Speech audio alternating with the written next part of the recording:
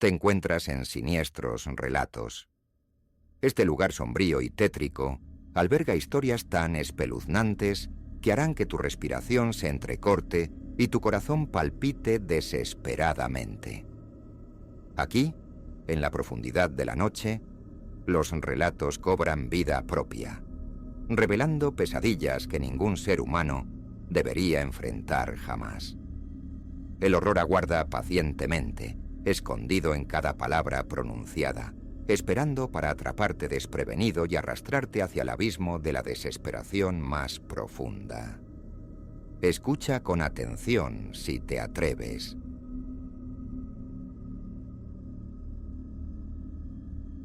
Midnight, announced by the sepulchral tolling of the towering clock in the entrance hall, its bronze voice vibrating through the Gugia of Grimsbane Manor. I ceased my meticulous cataloguing, an involuntary tremor tracing my spine despite the study's banked fire. The witching hour, my grandmother termed it, a time when reality's fabric supposedly thinned. A foolish notion. I reprimanded myself for succumbing to peasant superstitions. A task awaited after all. As the newly appointed curator for the Grimsbane legacy, my duty involved sorting the bewildering accumulation of artifacts gathered across generations by that notoriously eccentric family. The labor was painstaking, yet utterly absorbing. Every object pulsed with latent narrative, hinting at voyages and enigmas far beyond my mundane experience. Ancient grimoires clad in desiccated leather, tribal effigies whose vacant eyes seemed perpetually fixed on my movements, intricate clockwork automata defying any logical function I could conceive. Yet it was the portals that ensnared my imagination.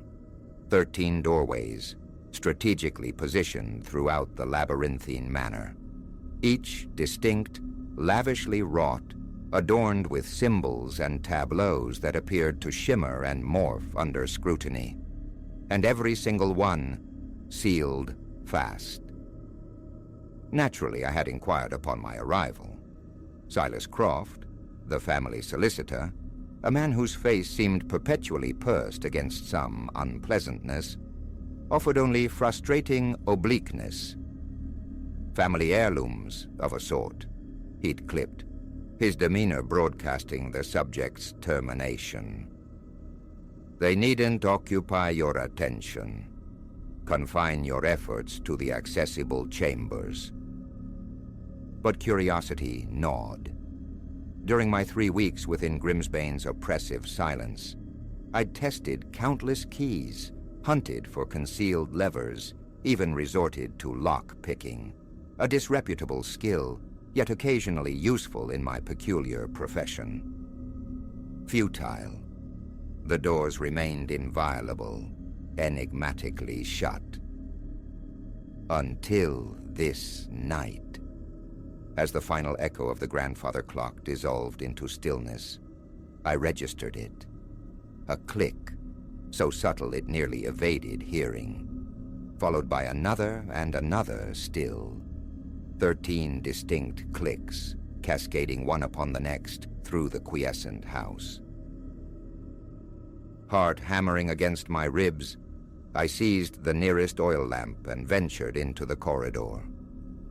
The very air felt altered, suffused with an inexplicable tension. I navigated towards the closest of the 13 portals, a colossal oak panel intricately carved with serpentine vines and blossoms that seemed to undulate in a phantom wind. Trembling fingers closed around the handle. It yielded effortlessly, the door swinging inward with a sighing creak. Impossibility yawned before me. Not the anticipated dusty repository, but a vista stretching across an immense moon-drenched garden. Flowers of every conceivable kind rioted in luminous profusion. their petals aglow with an unearthly phosphorescence. Their perfume saturated the air, a sweet, narcotic miasma. I stepped across the threshold, senses reeling. This defied reason. The doorway opened onto the manor's core. No garden of such scale could possibly exist here. Yet it did. Cool, damp grass pressed beneath my soles. The susurrus of leaves stirred in a breeze I couldn't perceive. A flicker of movement arrested my gaze. Amidst the blooms, something stirred. No, someone. A figure, sylph-like and fluid, weaving through the incandescent flora. As I watched, mesmerized, more figures materialized, pirouetting and soaring in a complex, soundless choreography. Beautiful these dancers were, yet their beauty prickled my skin with unease. Their motions possessed an unnatural fluidity, an unnerving perfection. And their faces... I realized with a sickening lurch that they possessed no faces, only smooth, undifferentiated planes where features ought to be. Wonder curdled into dread. I stumbled backward. As I retreated, the dancers began to converge, their featureless heads swiveling towards me. I scrambled back through the portal, wrenching it shut. For a protracted moment, I leaned against the wood, chest heaving, struggling to rationalize the vision. A dream, surely. A hallucination born of exhaustion and dust inhalation. But glancing down, I saw petals clinging to my boots, their alien luminescence already fading. Propelled by a volatile blend of terror and allure, I proceeded to the next door. This one, fashioned from wood so dark it approached black, bore carvings depicting tempestuous oceans and immense serpentine forms coiled in abyssal depths. A brief hesitation, then I twisted the handle. An onslaught of brine-laced wind struck me as the door flew open. I stood upon the tilting deck of an ancient, groaning vessel battered by a furious storm. Rain lashed my face. I clung to the slick railing, staring into the churning, lightless waves. Far off, something colossal breached the surface, a vast, undulating shape silhouetted against jagged forks of lightning. Horror and awe warred within me as it ascended, higher and higher, until it threatened to eclipse the very sky.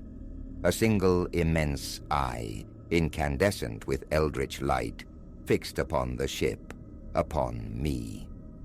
I felt the crushing weight of that gaze, ancient, alien, knowing with chilling certainty I beheld a thing that defied existence, a being predating humankind, destined to endure long after our extinction. The eye blinked.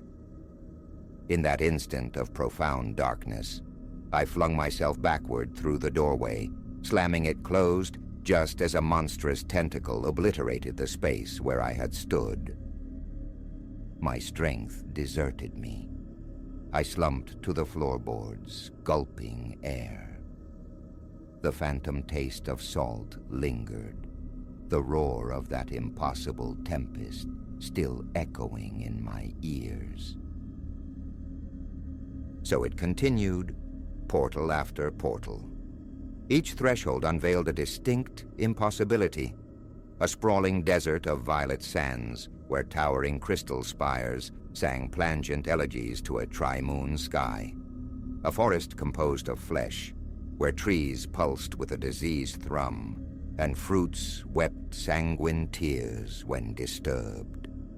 A city of baffling geometry where gravity itself seemed capricious, and shadowy entities flickered through structures defying terrestrial physics. With every glimpsed world, my grasp on sanity frayed. These realms, these entities, they fractured every known law of the cosmos. Yet I could not halt. An irresistible compulsion urged me onward, from one door to the next, even as reason shrieked for flight, for escape from this mansion of encroaching madness. At last, I confronted the 13th door. It stood apart from its brethren, smaller, almost unassuming, crafted from an unfamiliar pale timber. A simple brass knob served as its sole ornamentation. I reached, my hand trembling so violently I could scarcely grip it. Turning the knob, I steeled myself for whatever novel terror or marvel awaited. The door opened into a study. My study. The precise room where I'd been laboring when midnight struck. A disorienting sense of return washed over me, swiftly followed by the perception of wrongness. The chamber was a perfect mirror image, every object reversed, and seated at the desk was myself. My duplicate looked up as I entered, a melancholy smile touching his lips. "I wondered when you would arrive," he stated. What is this?" I stammered. "What is happening?" My reflection sighed, laying down the pen he held. "This is the journey's end," he said softly, "and its inception. You have witnessed what lies beyond, the realities concealed behind the portals. Now, a choice confronts you." He indicated the chair opposite his own. Numbly I complied. "The Grimsbanes were far more than eccentric collectors," he elaborated. "They were custodians, keepers of the thresholds, guardians of the fragile boundaries separating worlds.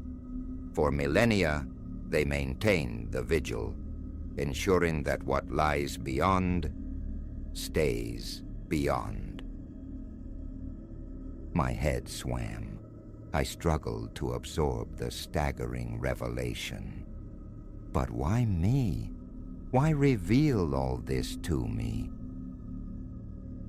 The other me offered that same humorless smile. "Because the final Grimsbane is no more. The burden now descends upon you. You may depart, attempt to obliterate these memories, pursue a semblance of normalcy, forever glancing over your shoulder, forever plagued by doubt. Or, I echoed, though a chilling premonition already whispered the alternative. "Or you may accept the charge, assume the mantle, become the new Sentinel, keep the portals sealed, shield this reality from the immensities beyond. Understand this, however. Acceptance is irrevocable. This becomes your existence, your sole purpose, until your dying breath." I sat suspended in silence, mind churning. A primal urge screamed for escape, to flee this house of wonders and terrors and never look back. Yet another part of me, awakened by the night's revelations, knew true departure was impossible. "What must I do?" I asked, the words tasting like fate. My double nodded, unsurprised. He slid a document across the desk. A contract, I saw. A line awaited a signature at its base. "Sign," he urged simply. "Embrace the responsibility. Become the guardian." With a hand that trembled only slightly now, I took the offered pen. As my name flowed onto the parchment, I felt a profound shift ripple through existence. A tangible weight settled upon my shoulders, accompanied by an influx of intuitive knowledge. I understood.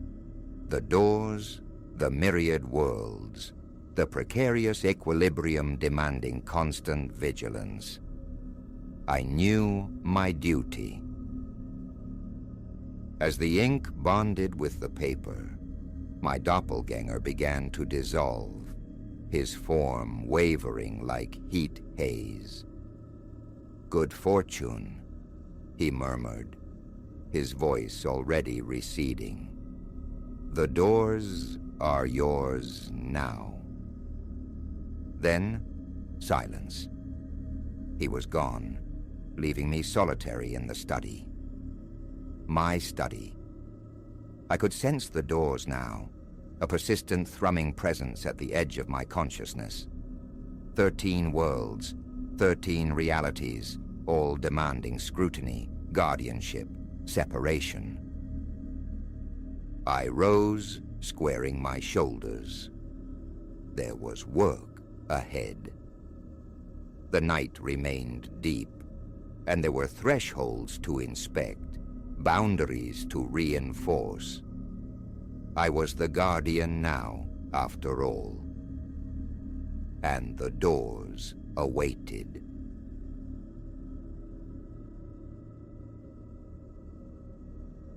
The threshold of Blackwood Sanatorium groaned underfoot, and instantly, regret coiled cold in my gut. Here the air was a palpable thing, gritty with the sediment of forgotten years, laced with the cloying sweetness of rot.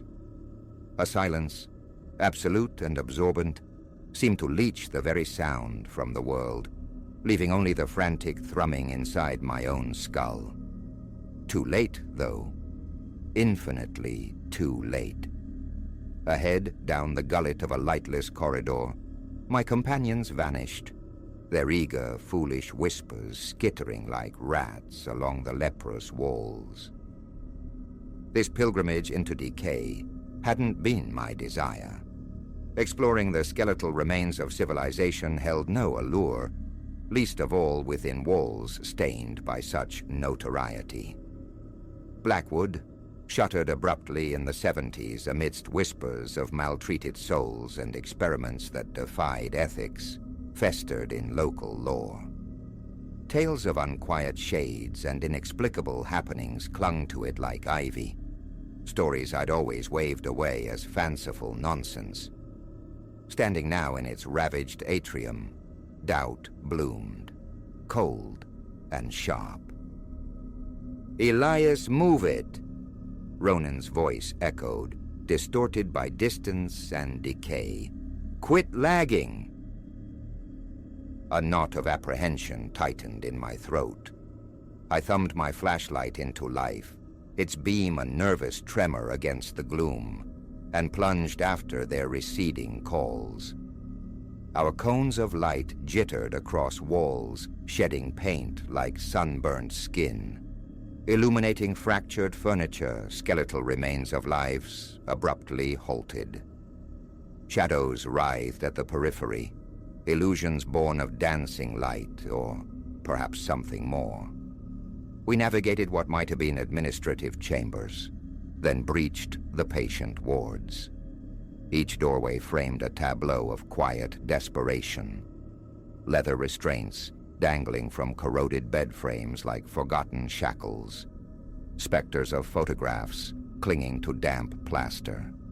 The detritus of hurried departure left undisturbed for decades. It was within one such cell, bare save for a rusted metal cot, that the cold found me. Not merely chill, but an invasive, predatory absence of heat that punched the air from my lungs. I froze, sweeping my light across the cramped space, the beam catching motes of dust swirling in an unseen current. "Guys?" The word emerged thin, fragile. "Did you feel that?" Silence answered, save for the fading echo of their progress. A spike of panic urged me forward. Abandonment here felt like a sentence. As I stumbled back into the main passage, a breath, impossibly close, feathered against my ear. A murmur, faint as drying tears. "Free us." I spun, heart hammering against my ribs, flashlight beam slashing wildly. Nothing, just the yawning emptiness of the corridor stretching back into impenetrable shadow. "Get hold of yourself, Elias," I chided, the internal voice thin against the rising tide of dread. Imagination. My pace quickened, desperation lending speed to my steps until, blessedly, I saw them. Ronan and Clara were huddled near a formidable metal door, their hushed tones buzzing with morbid excitement. Relief warred with a deepening unease. "Ronan, Clara, maybe we should head back," I managed, approaching them. "This place, it feels wrong."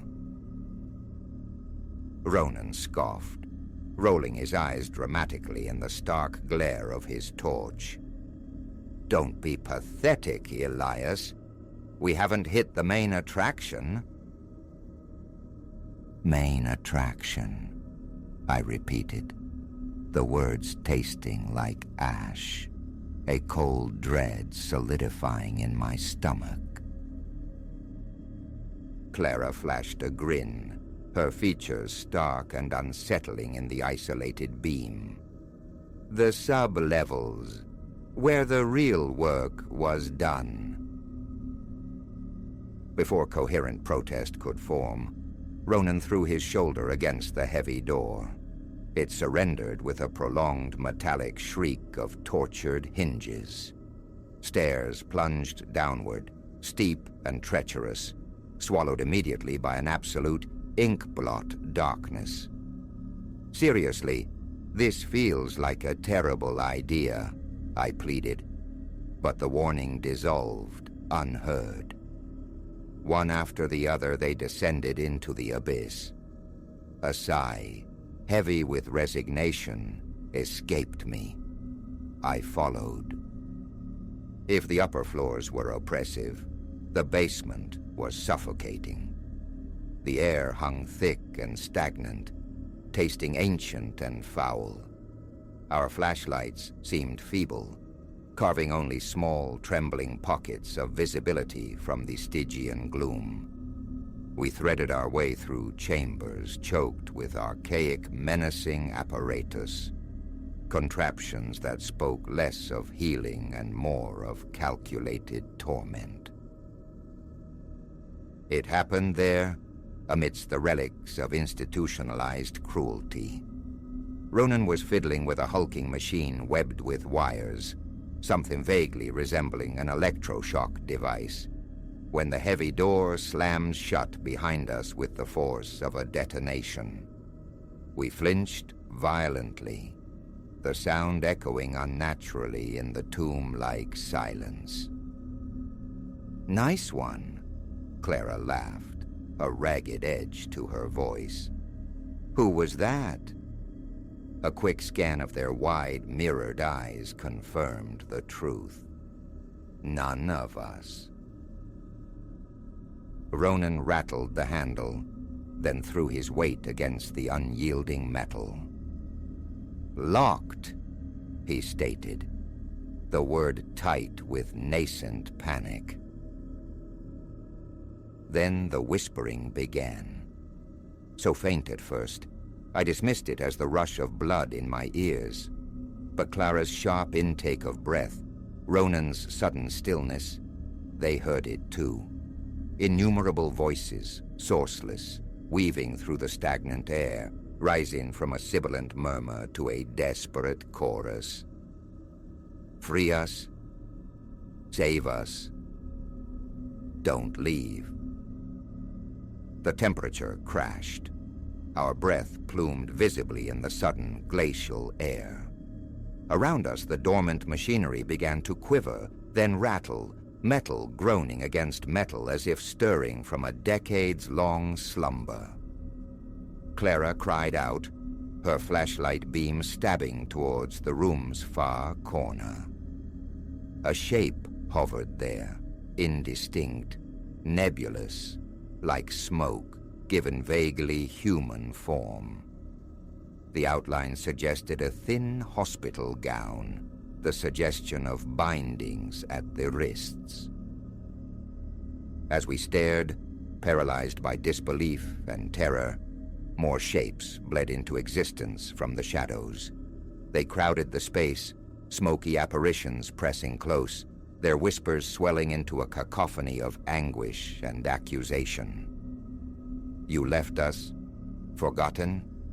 Suffer now. Your turn. Intangible touches, colder than ice, brushed against my arms, my neck. Ghostly fingers seemed to pluck at my clothes. My friends were screaming, distant, tinny sounds swallowed by the spectral tide. In that maelstrom of fear, a fragment surfaced. Something read, dismissed, about Blackwood's dead, the unclaimed, consigned to unmarked earth on these very grounds, forsaken in life, abandoned even in death. Instinct, raw and primal, took over. I yelled, pitching my voice above the phantom din. We're sorry. We didn't know. We'll tell people. I promise. We'll make sure you're remembered. Silence fell, sudden and absolute. A held breath in the heart of the nightmare. Then slowly, agonizingly, the vaporous figures wavered, thinned, and dissolved back into the oppressive darkness. The crushing cold retreated. The rattling ceased. With a distinct click, the heavy door swung silently inward. No further urging was needed. We fled. A desperate scramble up the treacherous stairs, a blind rush through the decaying corridors, propelled by adrenaline and primal fear, not stopping until we burst, gasping into the cool, indifferent night air. We stood there, lungs burning, hearts pounding a frantic rhythm against our ribs, knowing with chilling certainty that the world we knew had irrevocably shifted. We had brushed against the veil, witnessed something that shattered reason. In the ensuing days, haunted by whispers and the memory of icy contact, we honored the desperate promise wrenched from me in that basement. We dove into archives, unearthed records, pieced together names lost to indifference. Collaborating with local historians, we helped establish a modest memorial on the edge of the blighted grounds, a stone etched with the identities of those consumed and forgotten by Blackwood. Gradually, the nightmares receded. The phantom touches grew less frequent. The murmurs in the quiet hours faded. But the memory of Blackwood never truly left. It etched itself onto my understanding of the world, a testament to realities lurking just beyond the periphery of comprehension. It taught me the weight of remembrance, the quiet power in acknowledging buried pain. And it taught me, irrevocably, to heed that small, insistent voice of caution, the one whispering, perhaps not. Sometimes that intuition knows depths we cannot fathom. I never trespassed into forgotten places again. Yet sometimes, on still evenings, an unseen current pulls me towards the simple stone memorial. I trace the cold, carved names of the long dead, murmuring a quiet apology into the twilight. And now and then, a soft breeze stirs, feeling almost like a sigh, a silent acknowledgement from souls perhaps finally finding a measure of peace. The sanatorium still looms, a skeletal monument to suffering, but its shadow now holds a different resonance, a reminder of compassion's necessity, of the imperative to reclaim the forgotten. And it stands, too, as a stark, silent warning. Some thresholds are best left uncrossed. Some secrets better left buried. You cannot know what waits on the other side, yearning for release.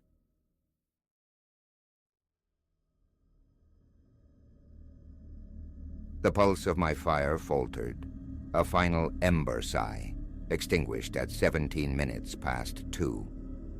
My chronometer confirmed the moment, the precise instant the world pivoted into wrongness.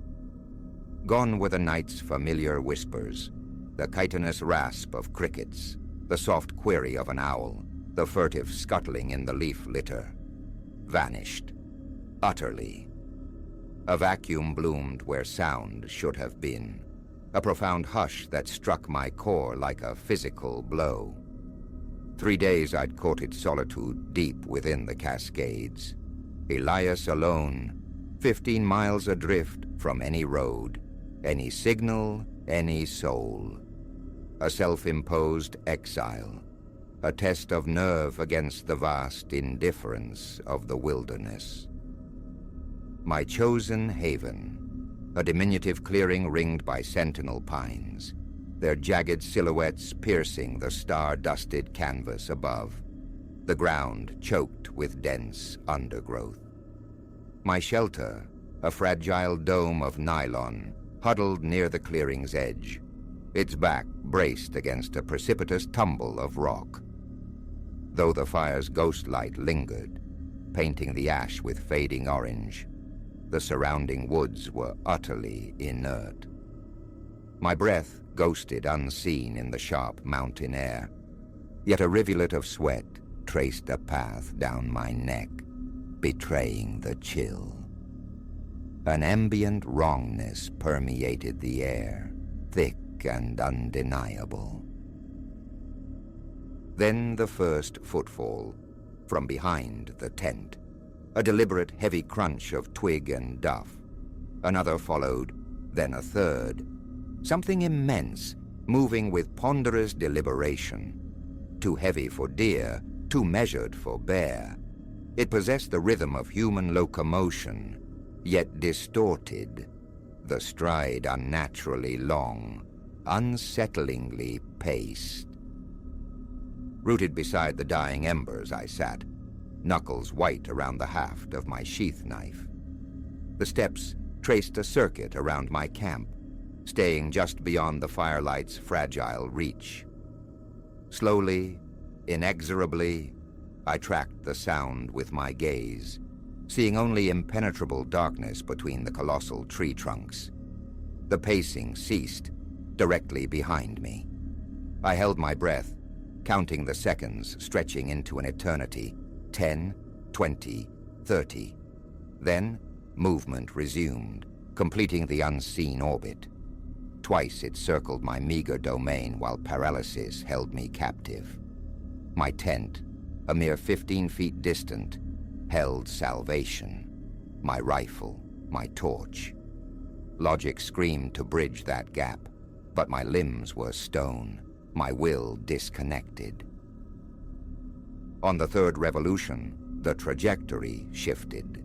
The steps angled inward, closing the distance. The sound of crushing leaves whispered mere feet from my back. Still, nothing materialized from the void, only that heavy, rhythmic tread. A surge of adrenaline finally shattered my stasis. I lunged, rolling desperately away from the sound, scrambling upright. A frantic dash carried me to the tent. I plunged through the zippered threshold like a man diving into a foxhole. Trembling fingers fumbled for the rifle, the torch. The footsteps pursued, halting just outside the thin fabric wall. The nylon membrane dimpled inward, a distinct pressure against the frail barrier. I leveled the rifle at the indentation, the safety clicking off with metallic finality. The pressure vanished. The steps retreated several yards. "Who's there?" My voice fractured, thin. "Identify yourself. I'm armed." Silence answered, profound and mocking. Then the footsteps resumed, now circumscribing the tent itself. My torch beam flared, a desperate sweep against the interior walls. Its light painted only trees through the translucent fabric. No shadow play, no silhouette. Yet the methodical pacing continued, unwavering. An abrupt, unnatural cold descended within the tent. My exhalations plumed thick and white. Frost, impossible frost, began to bloom across the inner surface of the nylon, the fabric crackling as ice crystals propagated like a creeping blight. The footsteps paused once more, this time positioned precisely at the entrance. The zipper tab quivered, then began a slow, autonomous descent. Downward, downward. I sighted the rifle on the growing aperture, finger taut against the trigger. Halfway down, it stopped. A blast of Hyperborean air surged through the gap, searing my lungs with its intensity. My torch beam guttered, flickered, died. Darkness. Absolute. Through it, I heard a faint sliding sound from within the tent. The temperature plummeted further, becoming agonizing. 3 times I fired the rifle through the tent wall. The muzzle flares painted fleeting strobe-lit tableaus of the interior. In those incandescent fractions of a second, I saw nothing. But I felt it. A presence, palpable, occupying the space beside me. Breathing the frigid air was like inhaling shards of glass. With my knife, I slashed frantically at the rear wall, a ragged gash, and hurled myself out into the night. I ran, a blind, primal flight, crashing through unseen undergrowth, stumbling over roots, rocks, the forest floor a treacherous landscape. Branches lashed my face like whips. My lungs burned, raw from the freezing air. Behind me the footsteps followed, relentless, gaining. The cold pursued, too, a palpable wave of Arctic chill chasing me through the black woods. I dared not look back. I ran until time dissolved, until distance lost meaning. My legs finally buckled. I collapsed against the rough bark of a massive tree. The footsteps slowed, hesitated, then ceased nearby. Ice began to sheathe the bark around me. My fingers were turning a ghastly blue-white. The cold was an crushing entity now. Fumbling, I activated my watch's backlight. 2:17 a.m. The identical time. The moment it all began, snagged in a temporal loop. The watch face frosted over even as I stared. The footsteps recommenced, but now they were moving away. Gradually, achingly slowly, the temperature began to rise. Minutes crawled by. Tentatively, the forest found its voice again. The hesitant chirp of a cricket, the rustle of unseen life, the distant, mournful call of an owl. I remained there until the first hint of dawn stained the eastern sky, shivering violently, rifle clutched like a talisman. When the sun finally breached the horizon, I navigated back to my desecrated campsite. The tent lay in tatters, 3 distinct bullet holes perforating its walls. Everything within pack and sleeping bag wore a delicate shroud of frost, mocking the mild morning air. My camera, retrieved from the wreckage, yielded only corruption. Every photograph from my journey erased, replaced by a single final image, an empty black frame, digitally stamped 2:17 a.m.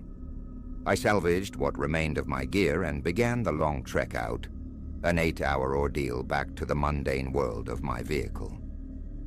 I haven't slept under the stars since. Sometimes, jolted awake in the deepest hours, I glance at my watch, a knot of dread tightening, half expecting to see that cursed time. Sometimes, in moments of profound quiet, the echo of those footsteps returns, that heavy, deliberate, unnatural cadence. And sometimes, inexplicably, even amidst summer's warmth, I feel it, a sudden piercing blast of impossible cold. I've scoured archives, chased down whispers of similar occurrences in that region. Fragmentary accounts surface, hikers speaking of localized zones of impossible chill, of the woods falling abruptly silent, of unseen companions pacing just beyond sight.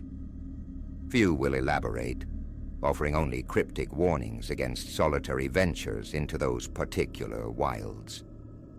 The strangest postscript, a visit to my physician fearing frostbite. My digits had been corpse blue that night, yet he found no trace of tissue damage. Impossible, he declared, for me to have survived the temperatures I described without severe, lasting injury. Exposure like that, he asserted, should have been fatal within minutes. What stalked me in those woods?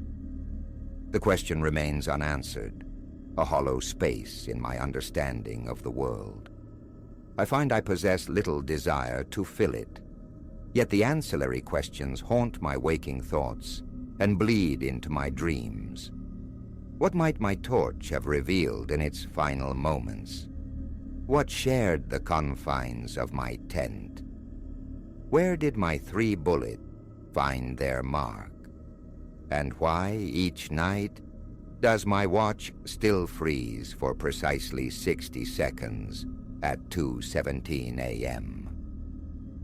These uncertainties gnaw, but less so than the visceral memory of those footsteps, the slow, methodical rhythm, the sound of something vast and aberrant moving through the primordial dark, the calculated way it played with me, circling, retreating, advancing, as if savoring the bouquet of my terror.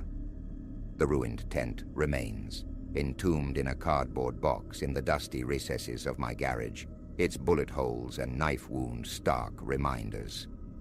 Occasionally the urge arises to dissect it, search for some tangible clue, some filament of explanation. I never do, because sometimes, late at night, I fancy I hear a faint rustling from within that box, like something stirring, and when I pass near it, the air perceptibly cools. Last week, an envelope arrived, plain white, no return address. Inside, a single photograph, my campsite, that night, taken from the concealing darkness of the tree line. There I am, a small figure beside the flickering fire, and behind me, almost imperceptible in the deep gloom, hangs a distortion in the very air, a shimmering anomaly like heat haze rising from sun-baked asphalt. But this mirage possesses a vaguely human contour, and it is reaching, extending itself towards my unsuspecting form. The timestamp printed in the corner, 2:16 a.m. Before consigning the image to flames, my eye caught something else, deeper within the shadowed woods depicted in the photo's background. More distortions, more ripples in the fabric of the night. Dozens, perhaps scores, all oriented towards my solitary camp. All waiting. They remain out there, I am certain, inhabiting those ancient woods, waiting for the next solitary traveler, waiting for the next chance to... what? To hunt? To play?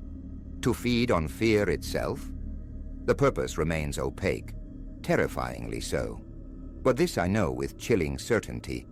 Should you ever find yourself alone beneath the trees and the world falls suddenly unnaturally silent, do not hesitate. Do not seek courage you do not possess. Run. Flee with every fiber of your being.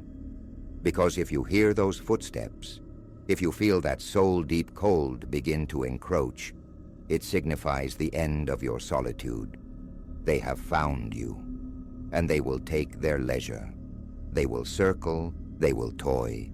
They will drink deep of your terror until the clock strikes 2:17 a.m. Always 2:17 a.m. I've desperately tried to rationalize it, to dismiss it as hallucination born of isolation and fear. But then I see my watch, faithfully enacting its nightly pause at that dreadful minute. I see the frost-scarred ruin of my tent in the garage. I recall the impossible cold, the sound of that inexorable tread, the felt presence in the suffocating dark.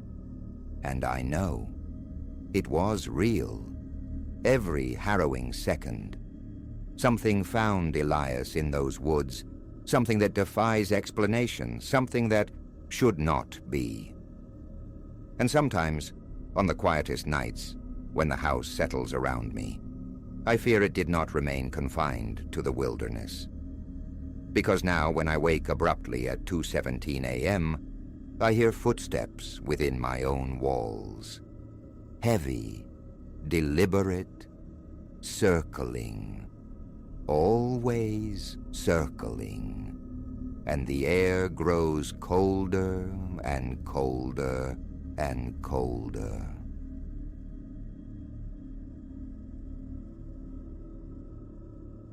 A sky split by jagged light, a boom that rattled the window panes.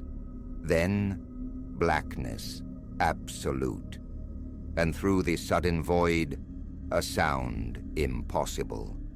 My own throat, my own plea, echoing from the storm-lashed dark just past the threshold. Solitude was the usual state here on Black Creek Run, especially when tempests tore through the valley. 10:10, the bedside clock had glowed, a final ember before the house plunged into suffocating dark. Lightning flared, etching the familiar living room, my armchair, the rain-streaked glass, onto my retinas for fractured seconds. The wind's mournful cry, the relentless percussion of rain on shingles. These were the storm's familiar orchestra, sounds woven into the fabric of 2 decades lived within these walls. Until the other sound sliced through. "Aid me, for pity's sake! Is anyone there?" It wasn't like my voice. It was my voice. The precise timbre, the cadence I recognized from clumsy voicemails, the slight hesitation I always cursed. Not an echo, but a perfect, terrifying replication, adrift somewhere near the porch swing. My fingers clenched the worn velvet of the armchair.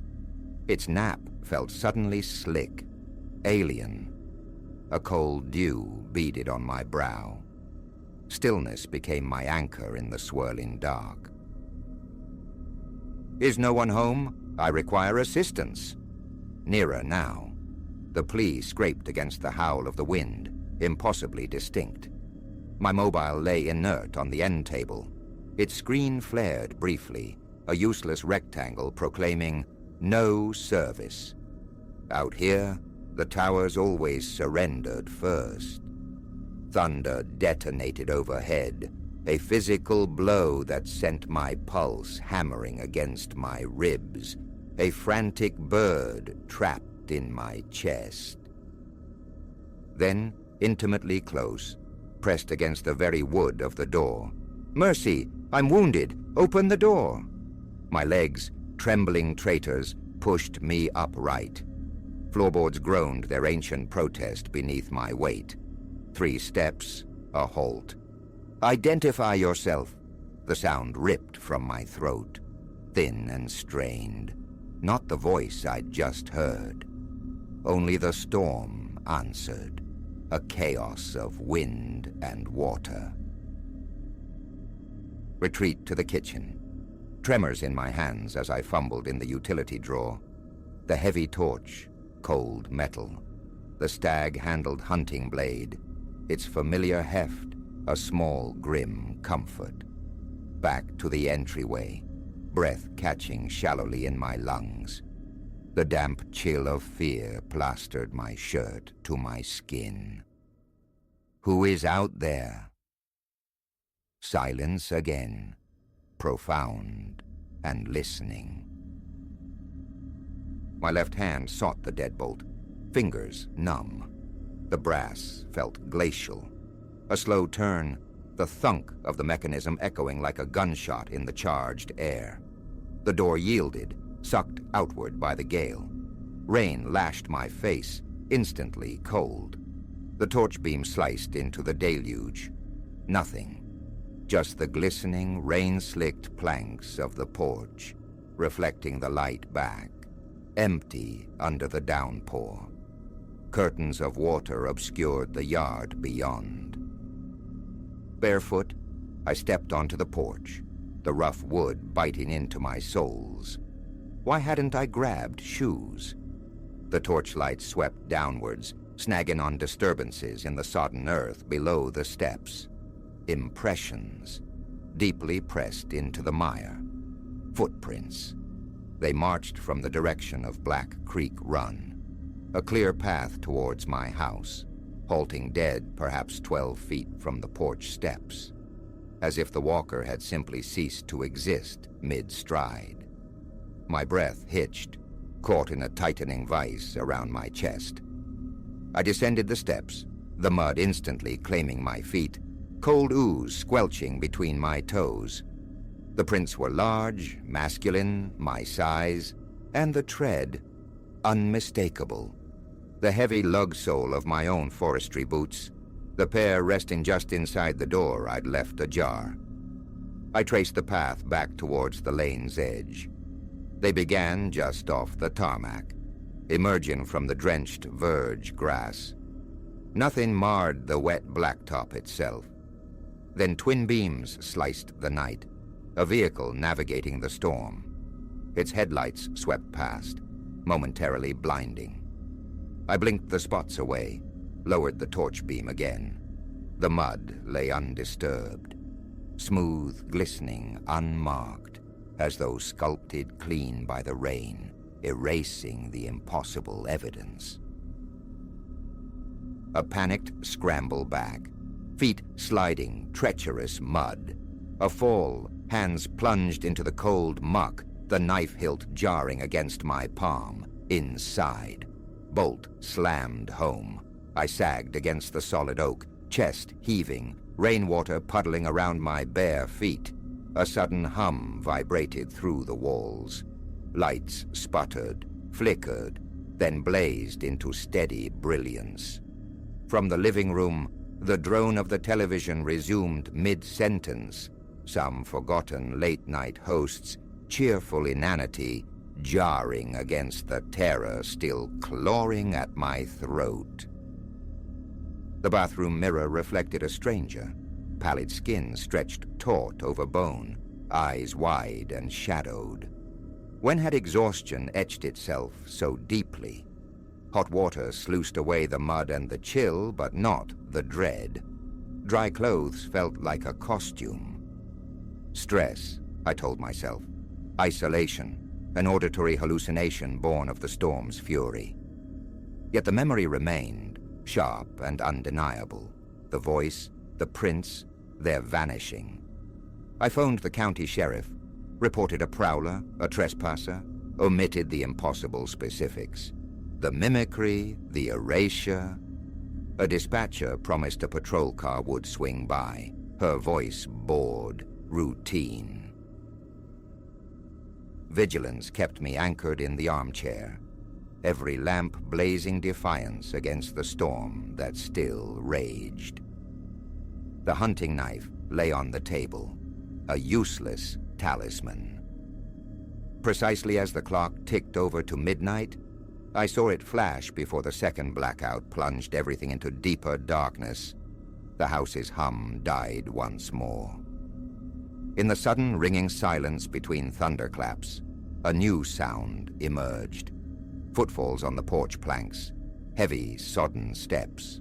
Then that voice again, my voice, pressed near the door. "Let me in," it pleaded, a shivering edge to the tone. "Please, the cold, it bites deep out here." I became stone, air trapped in my lungs.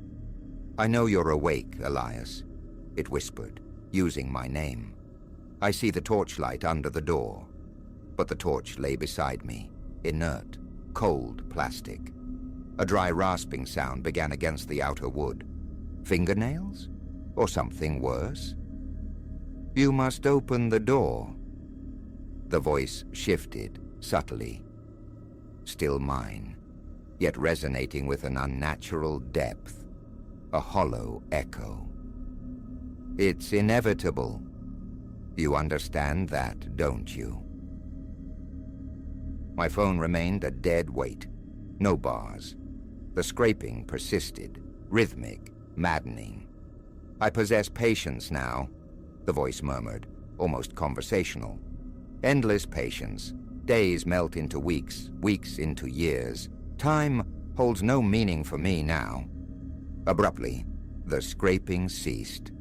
The sodden footfalls retreated down the steps, squelching back into the mire. Gone. For now. Dawn arrived bruised and gray after a night spent rigid in the chair. The storm had wept itself out. Power hummed back to life with the rising sun. Outside, nothing. No tracks marred the drying mud. No scratches defiled the door. A pristine morning mocking my terror. I feigned illness, avoided work. The day became a frantic ritual of defense. Motion-activated floodlights, high-resolution cameras aimed at every angle, reinforced deadbolts that clicked shut with grim finality. Futile gestures. Because night fell again, and with it, inevitably, another storm gathered.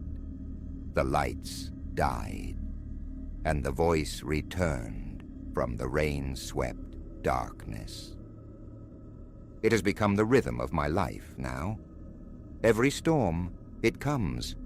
My voice, pleading, cajoling, demanding.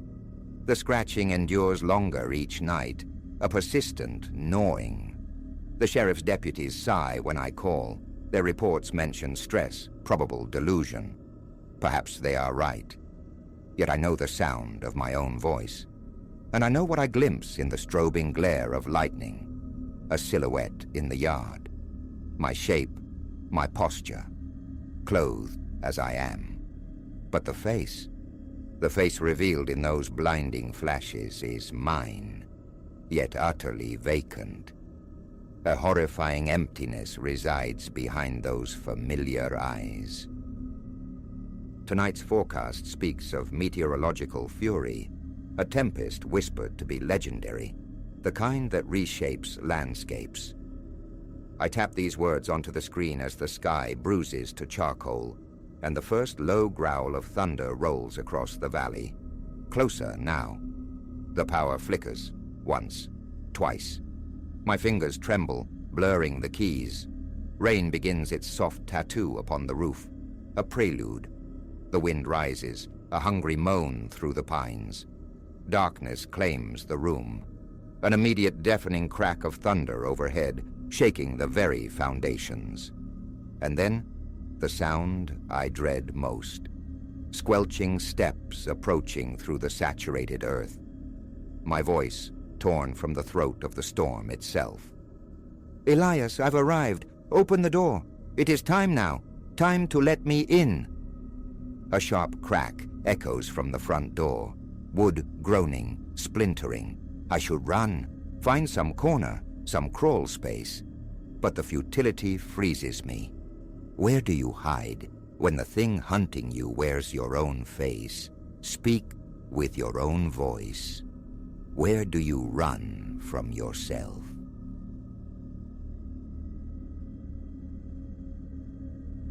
The memory clings, sharp-edged, from a Tuesday bleached bone white by the afternoon sun. It was the genesis point. post-lunch quietude reigned, the office air thick under the sterile hum of fluorescent tubes that leached color from the mundane. Most souls were elsewhere, adrift in break-room chatter or pursuing caffeine down the corridor. I, Elias, inhabited my partition, navigating a labyrinth of spreadsheet cells threatening a migraine bloom. An utterly typical day, yet threaded with an indistinct dissonance, a subtle frequency beneath the building's drone. At first it was merely a prickle of unease, the baseless conviction of unseen company. A slow scan revealed only empty aisles, perspectives receding into vacant cubicles lined up like silent dominoes. The sole soundtrack, the ventilation's pervasive sigh, the light's faint electric buzz. I wrestled the feeling down, forcing my focus back to the grid of numbers, my eyelids heavy with the inevitable afternoon torpor. Then a whisper of sound, friction, soft, dry, unnervingly like my own chair scraping against the low-pile carpet. I looked down. The chair was moving, not abruptly, but with a deliberate infinitesimal slide, retreating from the desk in a glacial creep. No draft stirred the stale air. The HVAC system, a known lumbering beast, had never possessed such subtle agency. A cold fist clenched around my pulse, my palms grew slick. Motionless, voiceless, I watched its uncanny pilgrimage across the synthetic fibers until stillness returned. No hand, no string, no discernible cause disturbed the air where it had moved. For several heartbeats, paralysis held me. My thoughts scattered, desperately seeking purchase on logic. Warped floorboards, unbalanced casters. Yet this chair, my daily anchor for months, had never exhibited such autonomy. With a hand that trembled slightly, I reached out, pulling it back into place beneath the desk, the familiar resistance feeling alien. A part of me recoiled, wanting only the normalcy of the spreadsheet, the promise of an on-time departure. Stress, I told myself firmly, was playing tricks. Rising, I scouted for pranksters. Neighboring cubicles stood empty, adorned with the usual relics, framed photos, neglected stress balls. But their screens were dark, their chairs unoccupied. The corridor stretched vacant and silent. I strained my ears for muffled laughter, retreating footsteps, any sign of a hidden colleague. Nothing but the building's low thrum. Defeated and unsettled, I returned to my station, pushing the incident to the periphery of my mind. The remainder of the day unfolded without further anomaly. I departed feeling frayed, attributing it to fatigue. The following morning dawned with deceptive normalcy. My chair sat sentinel where I'd left it. The machine slumbered, clocking in, spreadsheets unfurling, routine asserting its comforting rhythm. I almost scoffed at yesterday's phantom drift, a trick of tired eyes, surely. But mid-afternoon, amidst the rhythmic clatter of my own typing for a client email, another sound intruded. Faint, rapid clicks, like a disembodied mouse worked with frantic energy. The source seemed to be 2 rows back, a workstation perpetually fallow, its computer known to be dormant. The clicking persisted for perhaps 5 seconds, a burst of phantom activity, then ceased. I rose, navigating the partitions. The monitor there was a black mirror reflecting the overhead lights. Beneath the desk, the tower was cold, lightless, fanless. The mouse rested inert on its pad. A tremor ran up my arms like static. I lifted the plastic shell, clicked its buttons. Dead plastic. No residual charge, no flicker of life. the system was unequivocally off. This marked a shift. Henceforth, I became an unwilling auditor of aberrant sounds. Sporadic bursts of keyboard tapping, fleeting flurries of mouse clicks from shadowed, inactive corners became part of the office soundscape, audible only, it seemed, to me. Each time, investigation yielded the same result. Silent terminals, dark screens. After the first recurrence, I flagged it to the IT department, suggesting potential glitches, phantom signals. Diagnostics were run, hardware examined. Nothing. Standard operating parameters, they assured me. Don't worry. But worry had already taken root. My focus fractured. Headphones became unthinkable. Silence a necessary sentinel against the next inexplicable noise. Every stray click or tap sent a jolt along my spine. This couldn't be real, my rational mind insisted, even as my senses screamed otherwise. The anxiety began to leach into my nights, disrupting sleep and bled into my days, crippling concentration. Productivity plummeted. The 5 o'clock bell became a signal for frantic escape. Then came the coffee break incident. Late afternoon, perhaps 3. The tension coiling in my shoulders demanded caffeine, a strong brew to navigate the day's final stretch. Save work, lock screen, the familiar login prompt glowing reassuringly. Double check. Satisfied, I journeyed towards the break room. A brief hallway exchange with a colleague, Leo, about the new project. Then the ritual at the machine. Cup poured, steam rising, too hot. A moment's pause, blowing across the surface, cooling the scalding liquid before the walk back. My cubicle appeared unchanged, yet upon seating myself, the monitor glowed. Not with the lock screen, but displaying an unfamiliar document. Leaning in, I squinted at lines of text that refused coherence. Not gibberish, not random characters, but words fractured, rearranged, like a corrupted file's dying gasp or text hammered out in blind panic. Had I? No. Impossible. I'd locked it. With a clammy certainty spreading across my forehead, I closed the document, refusing to save. A check of recent files confirmed its creation mere minutes ago, time-stamped during my coffee pilgrimage. My password, inviolate. My screen, locked. The rational world frayed further at the edges. That evening, I cornered IT again. Remote access, a virus, scans, log reviews, meticulous checks, again, nothing. No intrusion, no malware, no explanation. One technician offered a weak jest about an office ghost. I forced a reciprocal smile, a hollow gesture that did nothing to quell the rising dread in my gut. Ghosts weren't in my lexicon, yet the inexplicable persisted. A constant miasma of unease now permeated my workspace. Even under the full glare of the fluorescents, the air felt heavy, charged. Small sounds made me flinch. Late hours became anathema. Subtle dislocations became the norm. Returning after a minute away, retrieving a file, consulting a drawer, to find my chair angled differently. Not every time, but with unnerving frequency.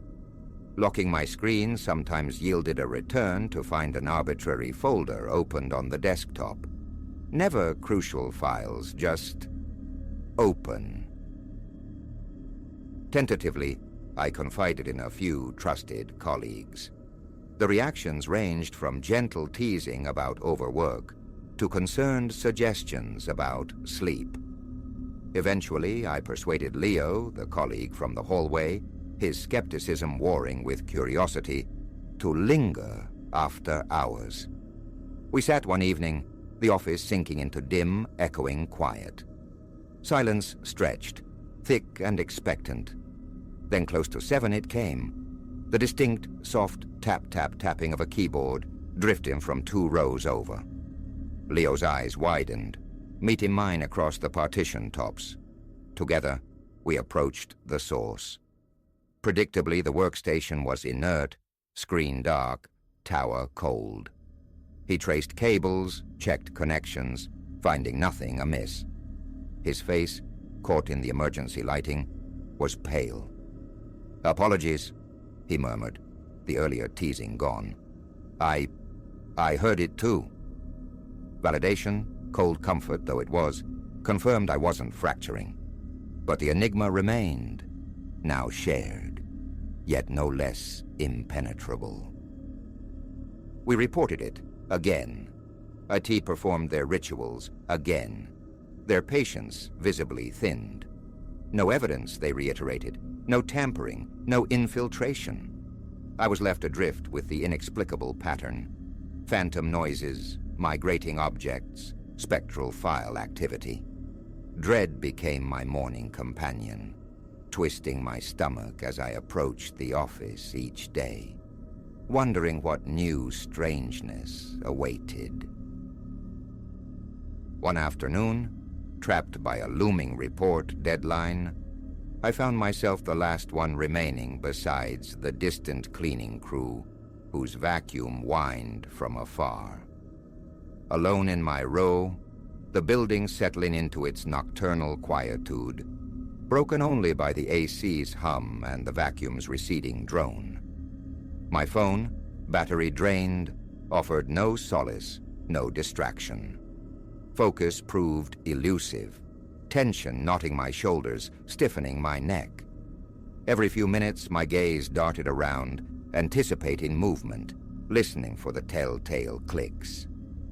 While typing, a sudden, distinct coldness brushed the back of my neck, raising goosebumps despite the stable office temperature. My breath hitched.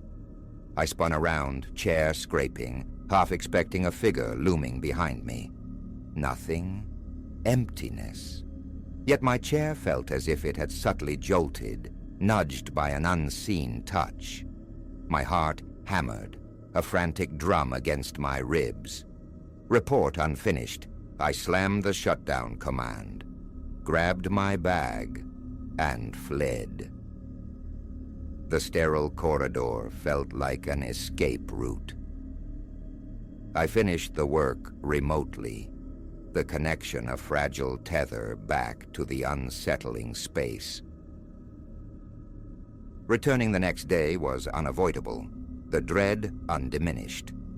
Approaching my cubicle became a ritual of apprehension, scanning for the chair's position, the monitor's state.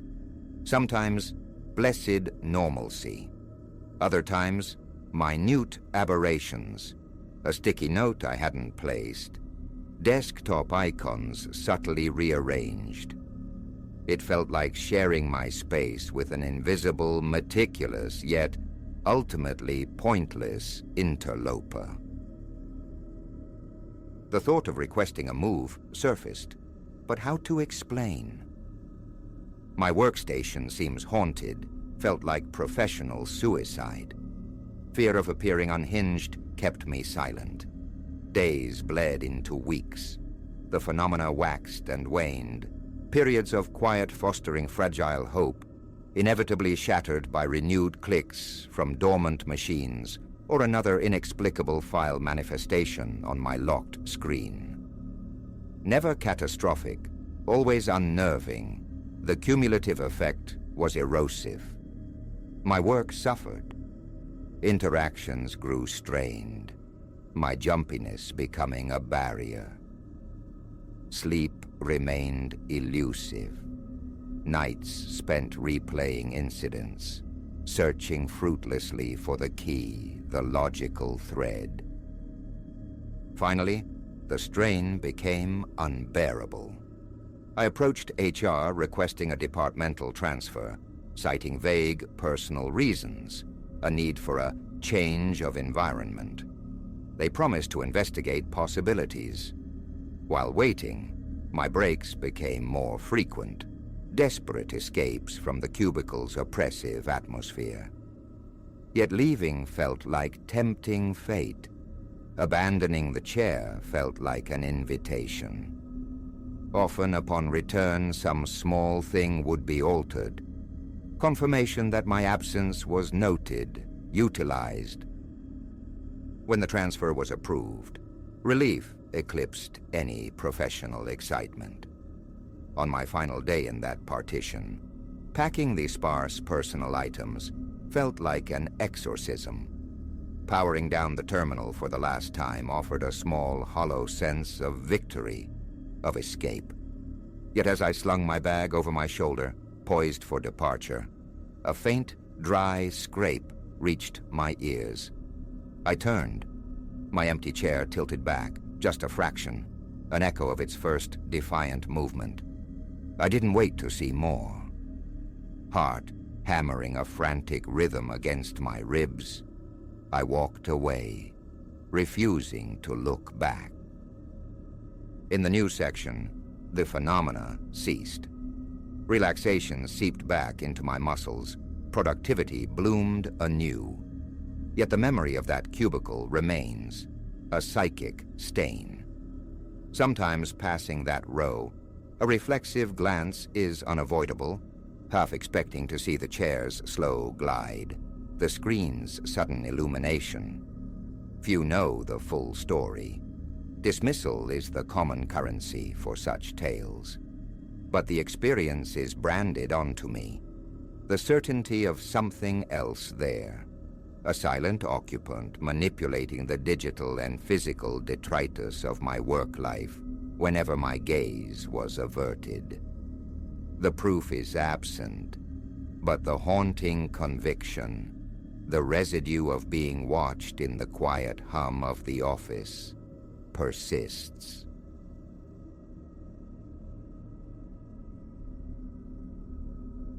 It began with a breath, a phantom kiss against my ear, one Thursday morning. I was hunched over brittle enrollment ledgers in that constricted subterranean corridor, tracing details for some looming report.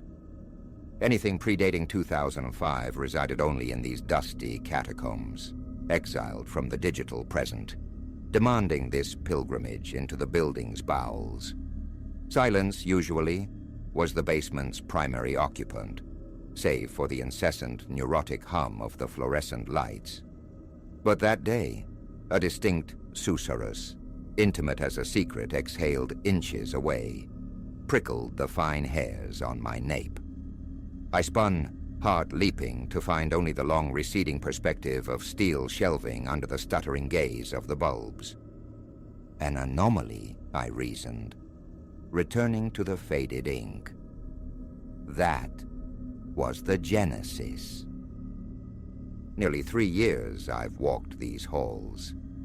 My duties are prosaic, administrative threads woven through the departmental tapestry, coordinating the arcane materials sought by faculty. Above ground, life thrums. Students eddying through doorways, staff conversations blooming near elevators, a constant kinetic buzz.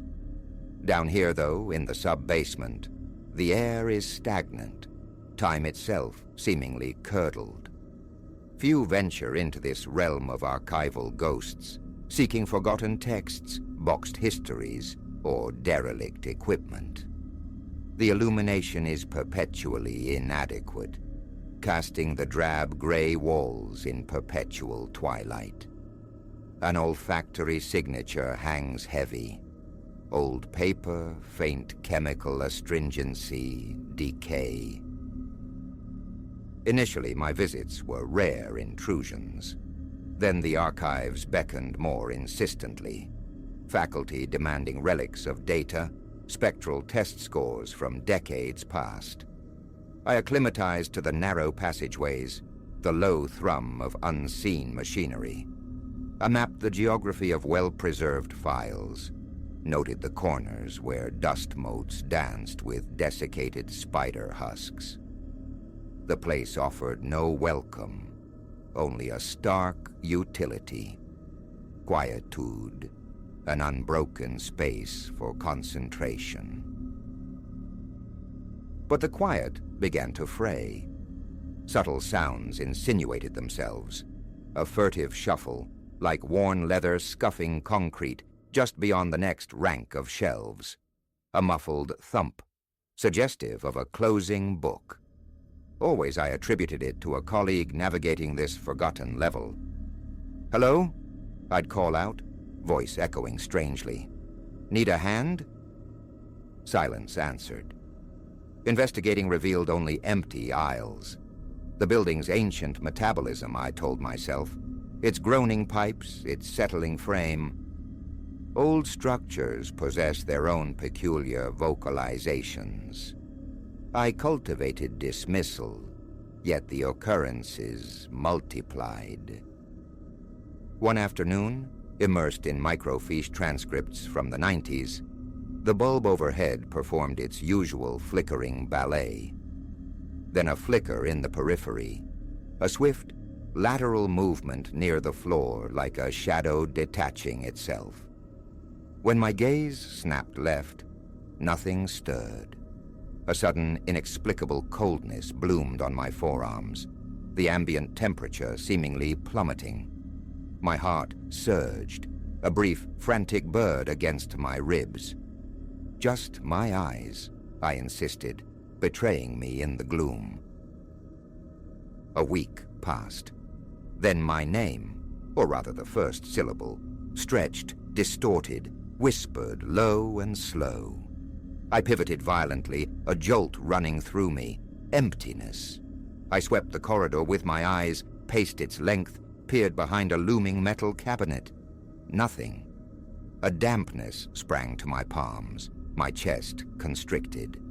Explanations warred in my mind. A co-worker's prank. But the clandestine nature, the utter absence of the perpetrator felt wrong. I ascended from the basement that day steeped in a profound unease. Sleep offered little sanctuary.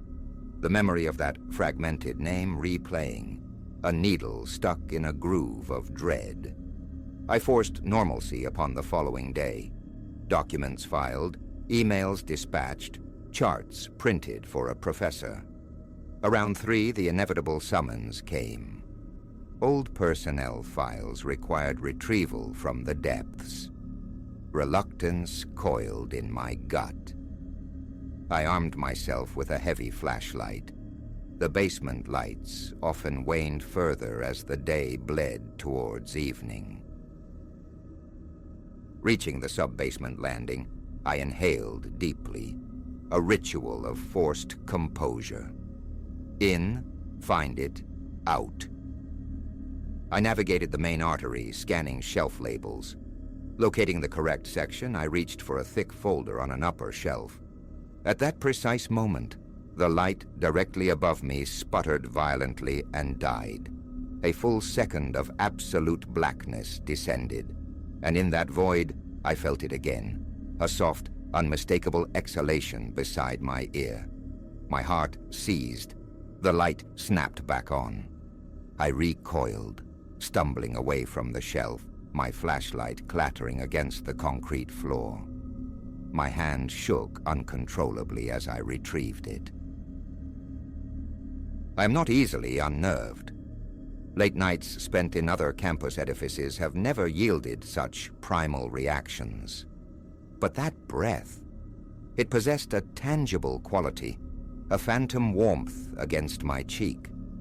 My pulse hammered, a frantic rhythm against my ribs. My throat felt like sandpaper. A frantic scan revealed the corridor deserted in both directions. Only the remote drone of the air handlers disturbed the silence. With immense effort, I compelled myself to finish the task, snatching the needed documents, clutching them like a shield as I retreated.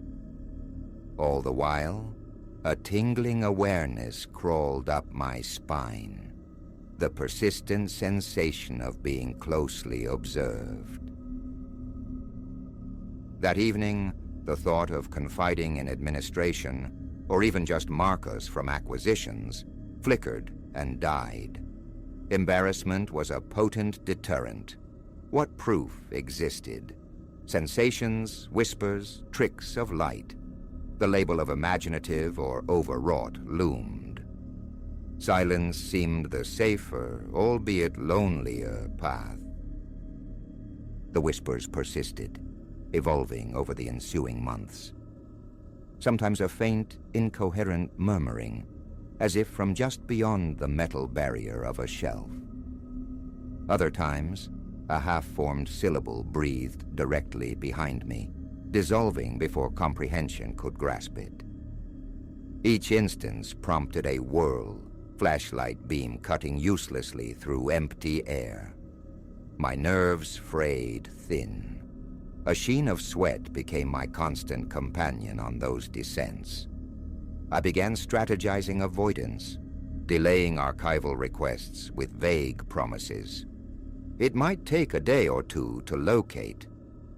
A poor tactic, I knew, letting fear dictate my professional conduct, but each step onto those basement stairs felt like entering a snare. The corridors seemed to narrow, the lights to dim with malicious intent. The familiar scent of aged paper sometimes sharpened, overlaid with something else, a whiff of damp earth or sodden fabric.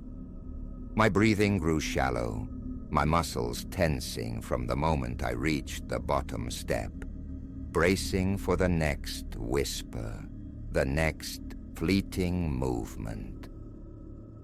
Perhaps 6 months after the initial incident, I heard footsteps. Not the furtive scuffle, but a slow, measured tread echoing from the sub-basement's furthest reaches. "Is someone there?" My voice quavered, betraying a weakness I despised. Silence answered, yet the footsteps continued. Hesitantly, I followed the sound, turning a corner into a long, straight corridor terminating 50 feet ahead at a locked storage room. The steps seemed to emanate from that very direction. I advanced slowly, the squeak of my own shoes unnervingly loud. My hands felt icy, clammy. The thudding in my chest resonated in my ears. As I neared the storage room door, the footsteps ceased abruptly. I tested the handle, locked, solid. Press in my ear to the cool metal yielded only silence. Behind me, the corridor stretched vacant. The bulb above flickered twice, then held steady.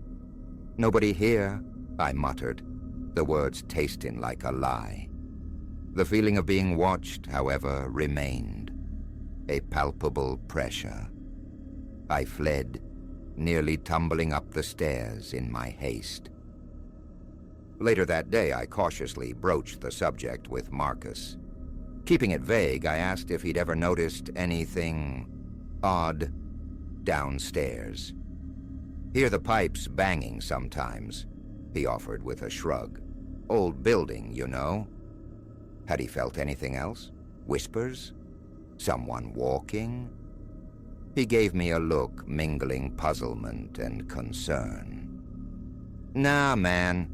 Sounds like you're stressed." I let it drop, the fear of sounding unhinged silencing me. Weeks later, a new task. Organizing a neglected cache of textbooks colonizing a dim corner of the sub-basement. Catalog or recycle, the administration's decree.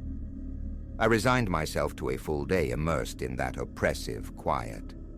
By late afternoon, my back ached, sweat plastered my shirt, and my focus had blurred. Around 4, the whisper returned, closer this time, seeming to originate from behind a tall stack of cardboard boxes. "Ignore it," I commanded myself, gripping a heavy tome with trembling hands. It came again, clearer now, chillingly articulate. It sounded like my name. I straightened, my knees threatening to buckle. A wave of nausea washed over me. I took a tentative step, towards the boxes. The overhead light chose that moment to flicker erratically. A soft, scraping noise followed, like cardboard dragged across concrete. Peeking around the stack revealed nothing but dust and shadows. My respiration quickened, vision momentarily swimming. Closing my eyes, I fought for calm. Then directly behind me, a soft, deliberate exhale. I spun, the book nearly slipping from my grasp. Nothing. Only a steel shelf crammed with forgotten knowledge.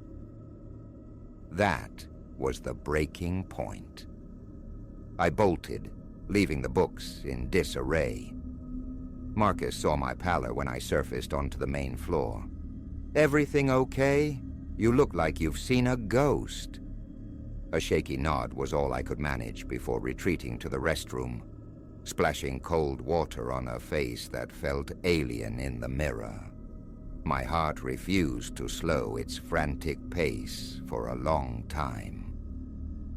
Something down there felt profoundly wrong. Avoidance became my primary strategy. Archival requests met with maximum procrastination. If retrieval was unavoidable, I'd attempt to enlist a colleague, feigning a need for help with heavy boxes. But their tolerance for the basement's gloom was invariably brief, leaving me alone once more in the listening silence. Reporting it still feels impossible, explaining whispers and breaths in a locked, empty space. I crave investigation, some mundane explanation, faulty ventilation, hidden speakers, anything. Yet I dread an official inspection yielding nothing, cementing my perceived instability. So I exist in this limbo, torn between professional duty and visceral fear. Quitting isn't feasible. Neither is denying the terror that grips me each time I descend those stairs. Rationalization offers fleeting comfort. The building's age, acoustics, my own stress. Then I recall the impossibility. No signs of intrusion, no trace left behind. The idea of recording audio on my phone surfaces occasionally, a desperate bid for validation, for proof against my own sanity. But the prospect of capturing that whisper, of giving it digital permanence, terrifies me more than the uncertainty. It might confirm a reality I'm not prepared to confront. So I endure. Expedited trips, swift movements, averted eyes, grab what's needed, escape. I actively suppress awareness of peripheral flickers, dismiss the sudden chills that cascade down my arms. Yet the presence lingers, an invisible weight just behind my shoulder, watching. Sometimes a faint rasping sound surfaces like a voice struggling for form. Is it calling me, or just echoing the void? Its intent remains terrifyingly ambiguous. Each ascent from that subterranean world brings a flood of shaky relief, legs feeling like waterlogged timbers, shirt clinging damply to my back. This secret festers, shared with no one. Casual remarks to colleagues about the basement's creepiness elicit nods of agreement, but no shared recognition of the deeper wrongness I perceive. For now, I minimize my time alone down there. When the whisper comes, I feign deafness. I leash my imagination. It's just an old building, I repeat, a mantra against the encroaching dread. It's just bad lighting and strange echoes. Deep down, a colder certainty resides. I feel it brush against me as I pass those silent shelves. How much longer can the pretense hold? The next time that sound curls around my name, perhaps I'll finally break, run upstairs, babbling my truth to anyone who will listen. Or perhaps I'll simply gather my belongings and never descend those stairs again. The decision hangs, suspended. But daily the internal pressure mounts, the tension coiling tighter within me. Sooner or later something must give. I dread the moment of rupture, and what might finally step out of the shadows when it does.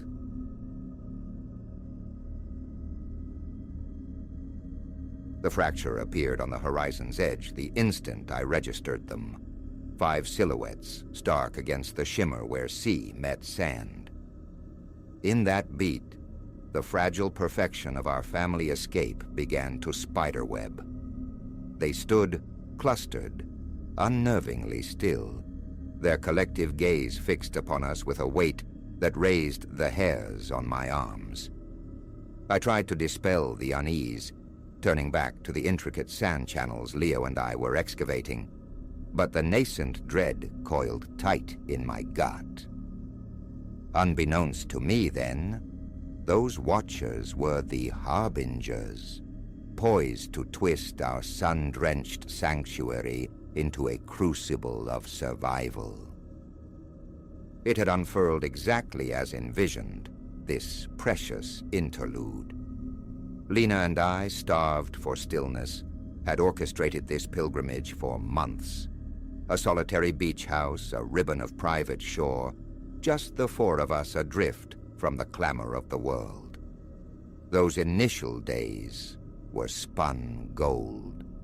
The sun-drenched languor of mornings melting into afternoons of sandy architectural triumphs. Evenings spent on the weathered porch, watching the sky bleed fire as the waves whispered secrets. But the 4th day dawned differently. I was kneeling beside my son, Leo, admiring his meticulously crafted sand fortress moat, when they materialized at the beach's far curve. A compact knot of men, their postures oddly formal, almost ceremonial. Initially, I dismissed them. The coast drew myriad souls, after all. Yet as the hours bled away, the sensation of being observed became an undeniable pressure. Each time my gaze drifted upward, they were there, maintaining their distance, an unwavering tableau vivant whose sole focus seemed to be our small family unit. Elias, Lena murmured later as we shook sand from towels and gathered buckets. Those men down there, do you see them? She followed my nod, her brow furrowing slightly. Yes, been there ages. Tourists, probably, taking it all in. I offered a non-committal sound, wanting her assessment to be true. But trudging back towards the weathered shingles of our rental, a prickle of disquiet traced my spine. They had shifted, mirroring our path along the tide line, spectral escorts keeping a measured distance. That evening, the unease solidified. Dining on the porch, bathed in the bruised hues of twilight, I saw them again. Phantoms lurking at the property's fringe, swallowed by the encroaching gloom. Lena noticed my arrested gaze, her own eyes widening as she located the figures. God, she breathed, a tremor in her voice. Are those the same ones? From the beach? My nod was grim confirmation. I believe so. Should we call someone? The police? Worry painted her features. I hesitated, the absurdity catching in my throat. What report could we offer? That men were standing, observing on public land? It sounded flimsy, paranoid. Let's just stay vigilant, I managed finally. Perhaps they'll move on by morning. They did not move on. Not the next day, nor the one that followed. They became a constant, silent fixture on the periphery of our vision, watching, waiting. Even the children sensed it. Maya, our daughter, began asking about the shadow men who never waved back. We attempted buoyancy, a forced performance of normalcy, but the air grew thick with unspoken tension. The idyllic bubble irrevocably breached. The rupture came on our penultimate day. We'd spread a blanket for a seaside lunch when I saw them detach from the tree line, moving towards us with a purpose that sent ice through my veins. My heart hammered against my ribs. "Lena," I said, my voice low but urgent, "take Leo and Maya back to the house right now." The steel in my tone must have conveyed the gravity, for she didn't question.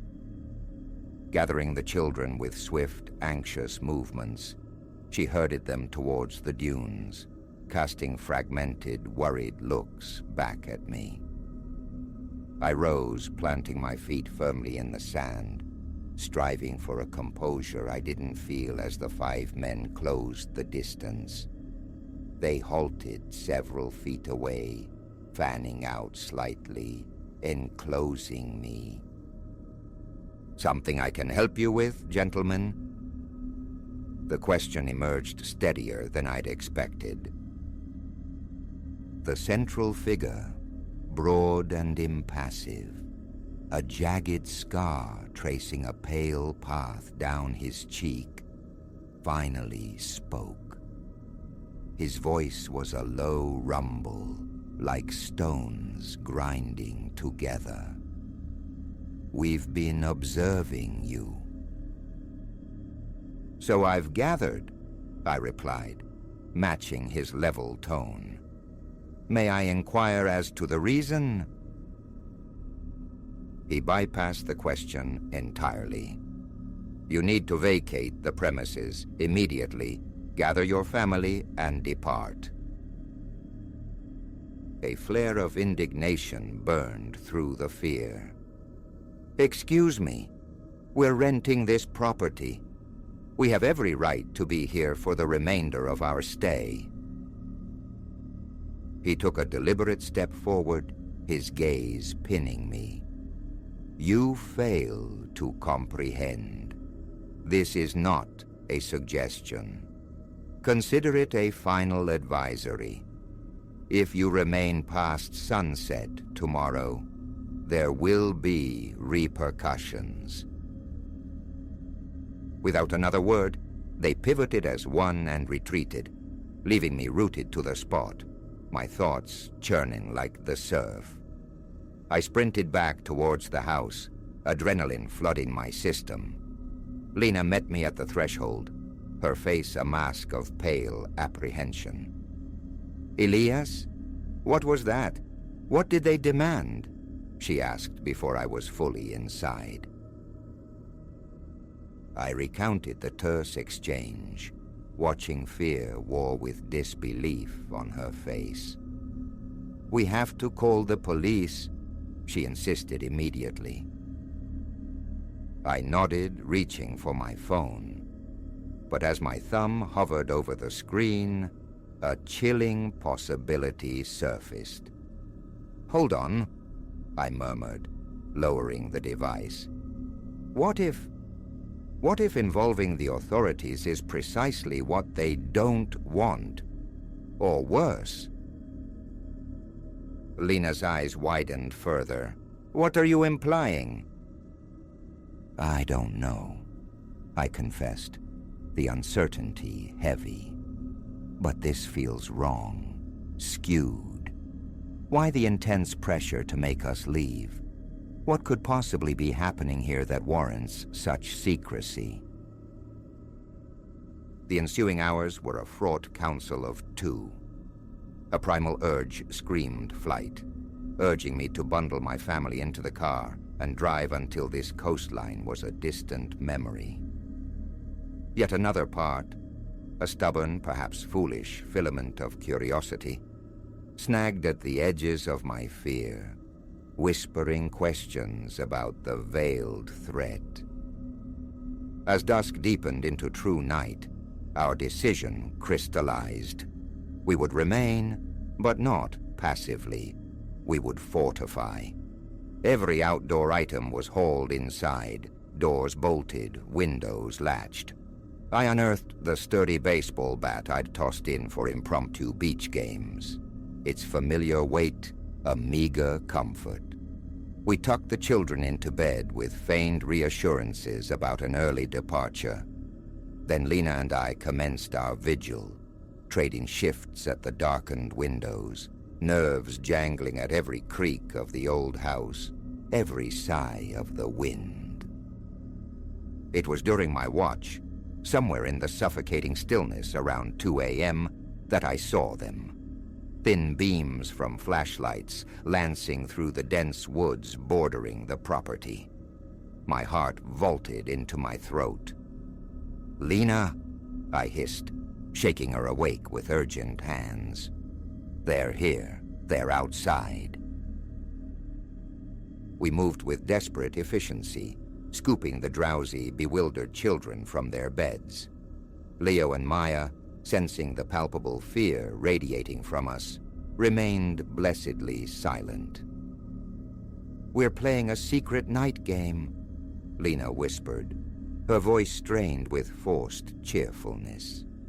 "The most important rule is to be absolutely quiet." We descended the stairs like shadows, my knuckles white around the bat's handle. Through the downstairs windows, the flashlight beams danced closer, converging, methodically encircling the house. "The rear door," I breathed to Lena. "Towards the car. We make a break for it." She nodded, her arms protectively tight around the children. Drawing a ragged breath, I eased the back door open, inch by silent inch. The cool night air kissed our skin as we slipped out. We were nearly at the vehicle, parked deeper in the sandy drive, when a harsh cry split the night. "Over there! They're making a run for it!" Beams swung violently, pinning us in their glare. Footsteps pounded on the sandy soil. "Go!" I yelled, shoving Lena and the kids towards the car doors. "Get in! Start it! Go!" Lena's hands trembled as she fumbled with the keys. I spun, bat raised high, confronting the advancing figures. The first man reached me. I swung with everything I had, the impact jarring up my arm. He crumpled with a grunt. More were coming. I swung again, a desperate rhythm fueled by raw adrenaline and the ferocious need to shield my family. Behind me, the engine coughed, then roared to life. "Elias!" Lena shrieked my name. "Get in!" I whirled and lunged, tumbling into the passenger seat as Lena slammed the accelerator. The tires spun, spitting sand, then caught, launching us forward, away from the house, away from the men now scrambling in pursuit. In the rearview mirror, their flashlights bounced like frantic fireflies, chasing us down the drive until the swallowing darkness consumed them. We drove, wrapped in a suffocating silence, punctuated only by the soft, frightened whimpers from the back seat. An hour crawled by, distance spooling out behind us, before Lena, convinced we weren't pursued, pulled into the desolate parking lot of a fluorescent-lit 24-hour diner. "What? Elias, what just happened back there?" Her voice frayed at the edges. I shook my head, the events still a chaotic blur. "I don't know," I admitted, the words feeling inadequate. "But I think we narrowly avoided something truly terrible." We lingered there, catching our breath. attempting to soothe the children and our own frayed nerves.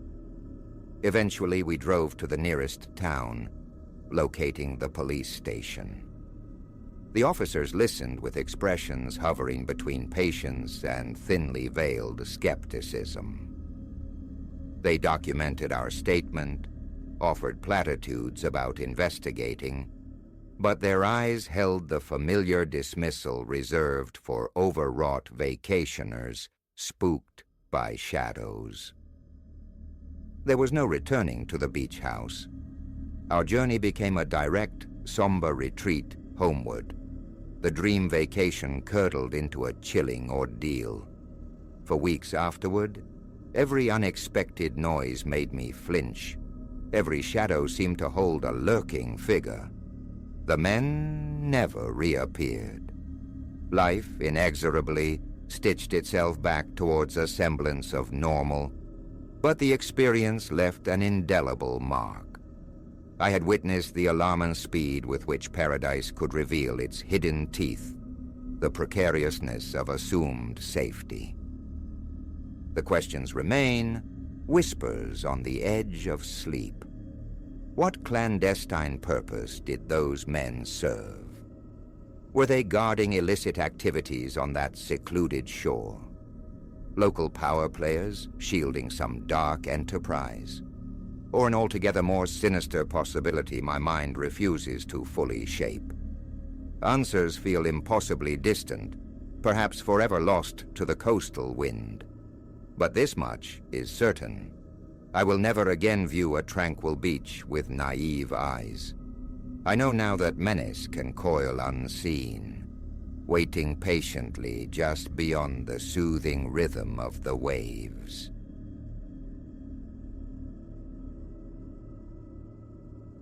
The car's pulse died beneath my hands as I surveyed the stunted coastal hospice. Hours hunched over the wheel had left my limbs petrified. Bleached timbers, scabbed with peeling paint, formed the inn's facade, a solitary wooden shingle whispering its name beside the salt-gnawed door. Ambition was a foreign country. I craved only shelter, sustenance, perhaps, and oblivion delivered by a night untroubled by dreams. That simple trinity was the extent of my pilgrimage. A short ascent of warped steps brought me inside. The air hung thick, a tapestry woven from brine-cured fish and the ghosts of bygone furniture. Behind a meager counter stood the proprietor, Malachi, a man etched by perhaps 50 harsh seasons, clad in the unassuming uniform of faded trousers and a short-sleeved shirt. No welcome bloomed on his face. He inquired after my name, the duration of my intended stay. A single night, I offered, possibly two. The morning's disposition would dictate the verdict. He produced a key, its brass dulled, gesturing towards a constricted staircase ascending into shadow. Questions withered on my tongue. The gravity of fatigue pulled me towards repose. My travel sack, a weary companion, bumped against my leg as I climbed. The corridor above was a hushed artery, dimly illuminated by a lone naked bulb sweating light from a cheap brass fixture. My assigned chamber waited at the corridor's terminus. Within, a bed frame resigned to its duty, a diminutive table, one solitary chair, a drape thin as regret veiling the window, and a warped plank door promising meager privacy for the cramped washroom. Linens, though laundered, bore the pallor of exhaustion. Floorboards groaned their ancient protest beneath my weight. I shed my bag near the bed, cracked the window to the gray expanse outside. Jagged rocks punctuated a brief declaration of sand before surrendering to the ocean's ceaseless monologue. Distant trawlers, mere smudges on the horizon, plied their trade. The immediate vicinity was desolate. The beach, a stage awaiting actors who never arrived. Sealing the window against the murmuring tide, I surrendered to the bed. Sleep, I assumed, would be instantaneous, but a hollow ache in my gut countermanded the order. Descending once more, I found Malachi, who directed me wordlessly towards a small annex adjacent to the lobby, the dining space. He presented a fillet of fish, pallid alongside boiled potatoes. The flesh, though fresh, offered no conversation to the palate. He vanished, leaving me to my solitary communion. I ate, drank water, and retreated upstairs. Silence reigned in the hallway. My door stood sentinel at the far end. The lock clicked home, the light extinguished. Outside, the ocean's rhythm persisted, a lullaby indifferent to my weariness. My eyelids descended like anchors. Hours later, consciousness surfaced from the deep. Darkness held sway. Time was an irrelevance, yet some subtle disturbance had snagged my slumber. I lay utterly still, parsing the night sounds. Wind sighed around the eaves. Waves maintained their steady cadence. Then another sound threaded through the quiet. A faint, shuffling progression in the corridor. Not loud, suggestive of bare feet, damp feet, slapping softly on the wooden floor. A slow, deliberate pacing outside my door. I held my breath. The steps faltered, lingered near my threshold, then ceased. A denial reflex urged relaxation. Ignore it. Then the door shivered. Not a violent assault, merely a tremor running through the wood, rattling the mechanism faintly. The lock held, yet I felt the vibration resonate.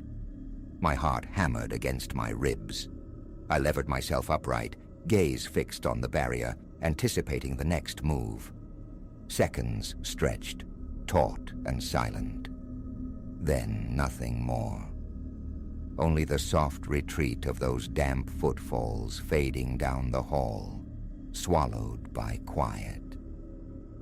Slipping from the bed, I pressed my ear to the cool wood. Silence answered. Unlatching the lock, I eased the door open a fraction. The corridor lay empty, bathed in the weak glow of the single bulb. The floorboards appeared dry, unmarred by prints. The air offered no unusual scent. A shrug, more reflex than conviction, preceded the click of the re-engaged lock. Unease settled in my gut, a cold stone. Sleep, when it finally reclaimed me, was a long time arriving. Morning found me unrested, a crick seizing my neck. Pale sunlight bled around the edges of the curtain. Eyes rubbed raw. I dressed and descended. Malachi was present, methodically wiping the counter. I mentioned the nocturnal visitor, the sounds in the corridor. He offered a non-committal shrug. Another guest, perhaps, he ventured. Were there others? Yes, he conceded. One or two, though the inn felt utterly deserted. I let the subject drop. The morning dissolved into a slow perambulation along the shoreline. I passed skeletal, shuttered houses. A small harbor cradled a few fishing vessels, nets draped like mourning veils. The rare locals I encountered offered no greeting, their faces closed, their eyes sliding past this interloper. Reaching a cluster of dark, sea-slicked rocks, I paused, gazing out at the placid water. Nothing stirred beyond the gulls. Hunger eventually turned me back towards the inn. Lunch was a solitary affair in my room, bread and cheese from my provisions. Conversation with Malachi held no appeal. A magazine lay unread in my lap. The afternoon seeped away, sluggish and heavy. departure beckoned. Yet the thought of more miles, more driving, felt like another layer of exhaustion. One more night, I decided. One more night of genuine sleep before pressing onward. Dinner was another meager offering in the near-empty dining space. Fish again, partnered this time with bread that challenged the teeth. I ate with expedient haste and retreated to my room. The door locked, the window secured. The ocean's breath filled the silence. Settling into the chair, I let my gaze drift towards the darkening view. That's when I saw him, a lone figure poised upon the rocks, starkly defined, unmistakably human in shape. Unclothed, it seemed, or perhaps swathed in something indistinguishable from shadow at this distance. He stood facing my window, utterly immobile. I couldn't discern features, only twin glints where eyes should be, reflecting the dying light like wet quartz. The tide was low, leaving the rocks glistening and dark. He remained, a statue carved from brine and twilight.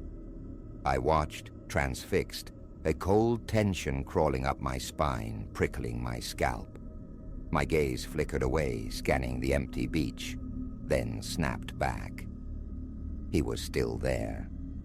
A paralysis of indecision held me, too distant for identification, too unsettling to ignore.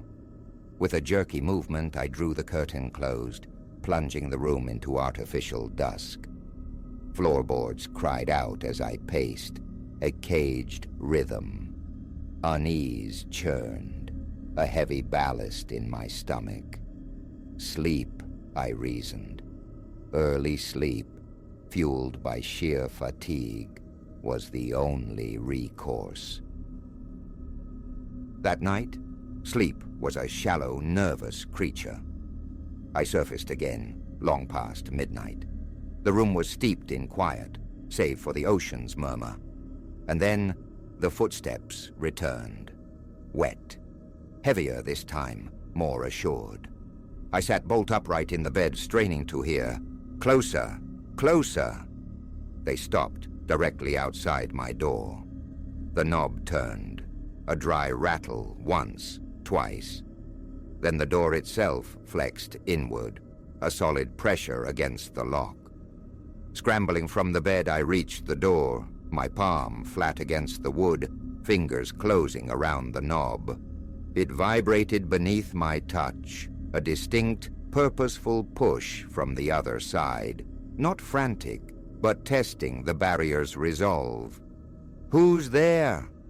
The words were thin in the charged air.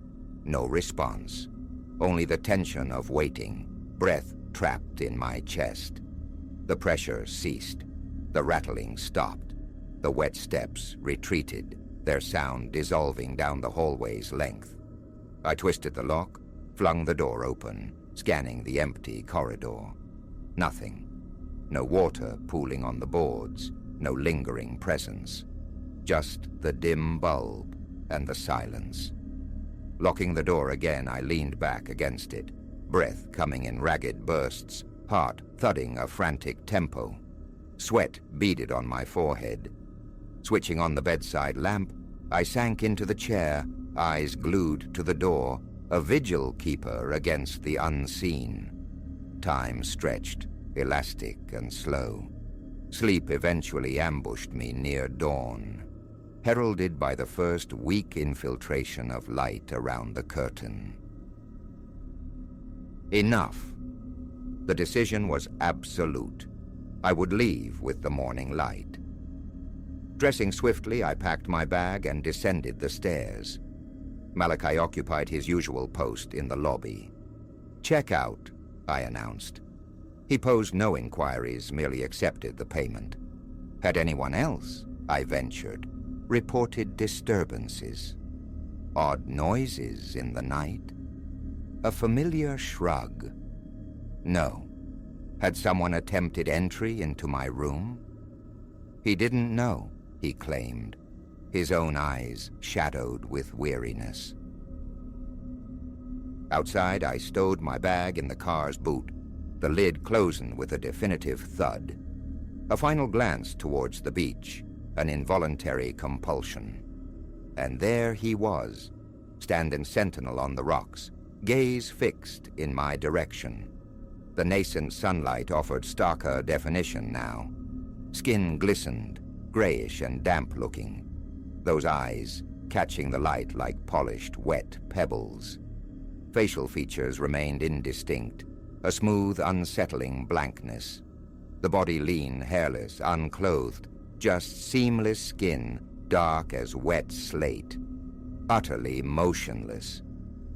My hands fumbling for the keys betrayed a tremor. Inside the car, the engine caught, a reassuring mechanical heartbeat. A strange inertia pinned me for a moment, staring through the windscreen at the deserted street. The neighboring houses remained inert, blind-windowed. I risked another look towards the rocks. He was gone. The tide had crept higher, waves washing over the base of the stones, leaving only the crown of the largest visible above the churning water. I eased the car onto the narrow, pockmarked road leading away from the coast. My grip on the steering wheel was white-knuckled, my eyes gritty and dry. Fragments of the night replayed. The sodden footfalls, the vibrating door, the static figure on the rocks. A profound sense of wrongness permeated the memories. Focus on the road. The car shuddered over neglected asphalt. The engine hummed steadily. I actively pushed the thoughts away. Miles later, a solitary gas pump and a dilapidated store marked a brief stop. An old man behind the counter regarded me with vacant eyes as I entered the rust-scented premises. I bought water, drank it standing by the car. The impulse to ask about strange figures, coastal legends, died under the weight of his indifference. It wasn't worth the effort. Payment rendered, I left. Back in the driver's seat, the coastline scrolled past on my right. The ocean glimpsed intermittently. It looked ordinary now, devoid of boats, devoid of mystery. Only the engine's drone and the hiss of tires filled the air. Gradually, the knot in my chest loosened. My pulse found a calmer rhythm. What had I witnessed? Rationalizations flickered. A nocturnal wanderer, perhaps shoeless, waterlogged. A local eccentric guarding his territory from the rocks. The wind rattling an old door frame. Yet the memory of the wood vibrating under my palm persisted. The distinct sensation of pressure. The unnerving gleam of those eyes across the water. The utter absence of footprints, of moisture in the corridor. The chilling sensation on my neck.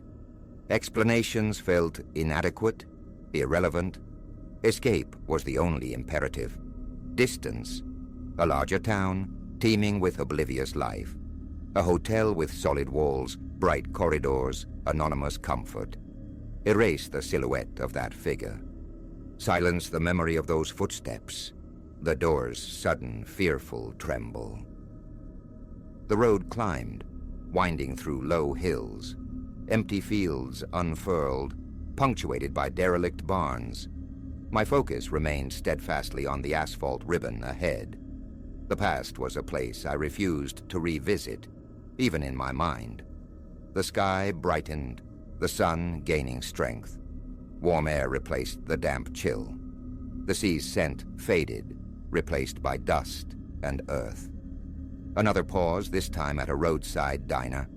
Coffee, a sandwich. The mundane felt like a sanctuary. No one paid me any mind. My hands resting on the counter seemed steadier. Fatigue remained. A deep residue, but the forward momentum was a bomb. Back in the car, the journey continued. Late afternoon brought increased traffic, signs of civilization multiplying. Towns flickered past, people engrossed in the banal theater of daily life. Their indifference was a comfort. The fuel gauge promised sufficient range. The events of the inn remained lodged in my thoughts, sharp-edged but contained. Who would believe it? What would I even articulate? Strange sounds, a bizarre figure, a door that shook in the night, leaving no trace. The story felt thin, porous, like a dream upon waking. There was no need to tell anyone. It was concluded. I was moving away. That presence remained tethered to its desolate coast. Returning was unthinkable. All I craved was a place to rest, without the hum of vigilance, to feel the simple security of anonymity, to close my eyes and hear only the predictable sounds of the ordinary world. I did not look back. Dusk was settling when I found a motel flanking a highway intersection. Functional, anonymous, a step up from Malachi's hospice. The clerk processed my request with practiced disinterest. Key in hand, I parked, retrieved my bag, and entered the room. It smelled of dust and disinfectant, blessedly impersonal. I secured the lock, illuminated the space, and sat on the edge of the bed, listening. The silence was broken only by the distant drone of traffic, a muffled television from another room, faint voices. No dripping water, no footsteps, no trembling wood. A long, slow breath escaped my lips. Sleep, forgetfulness. I lay down, switched off the lamp, and waited in the dark. Nothing stirred. I remained awake for a time, a cautious sentry, testing the quiet. The ordinary sounds were a strange comfort. Blanket pulled high, shoulders consciously relaxed, heart rate settling into a slower cadence. Eventually, exhaustion claimed its due. Sleep came,